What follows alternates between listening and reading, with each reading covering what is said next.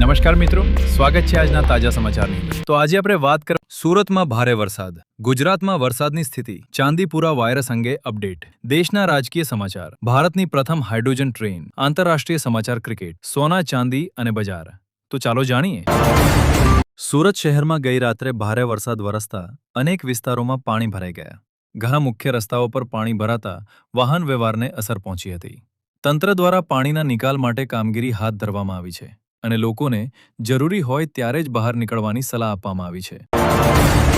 હવામાન વિભાગ મુજબ આગામી દિવસોમાં પણ ગુજરાતના અનેક જિલ્લાઓમાં વરસાદ ચાલુ રહેવાની શક્યતા છે।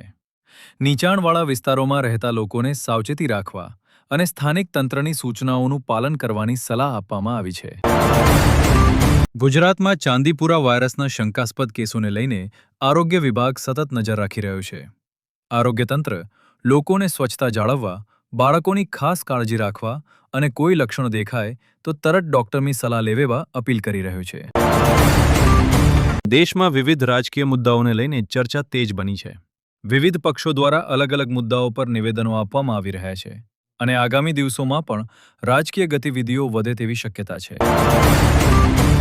ભારતે સ્વદેશી હાઇડ્રોજનથી ચાલતી ટ્રેનના ક્ષેત્રમાં મહત્વનું પગલું ભર્યું છે। આ પહેલને હરિત પરિવહન અને સ્વચ્છ ઉર્જા તરફનું મહત્વપૂર્ણ પગલું માનવામાં આવી રહ્યું છે। આંતરરાષ્ટ્રીય સ્તરે પશ્ચિમ એશિયાની પરિસ્થિતિ પર દુનિયાની નજર છે। વિવિધ દેશો વચ્ચે ચાલી રહેલા રાજકીય અને સુરક્ષા સંબંધિત મુદ્દાઓને લઈને સતત ચર્ચાઓ થઈ રહી છે। ભારતની ઝિમ્બાબ્વે સામેની આગામી ટી20 શ્રેણીને લઈને ક્રિકેટ ચાહકોમાં ઉત્સાહ જોવા મળી રહ્યો છે।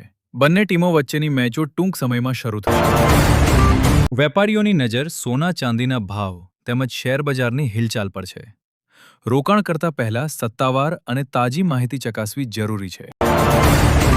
હવામાન વિભાગે દેશના અનેક વિસ્તારોમાં વરસાદની આગાહી વ્યક્ત કરી છે। ભારે વરસાદને ધ્યાનમાં રાખીને લોકોને સાવચેત રહેવાની અને જરૂર પડે ત્યારે જ મુસાફરી કરવાની સલાહ આપવામાં આવી છે।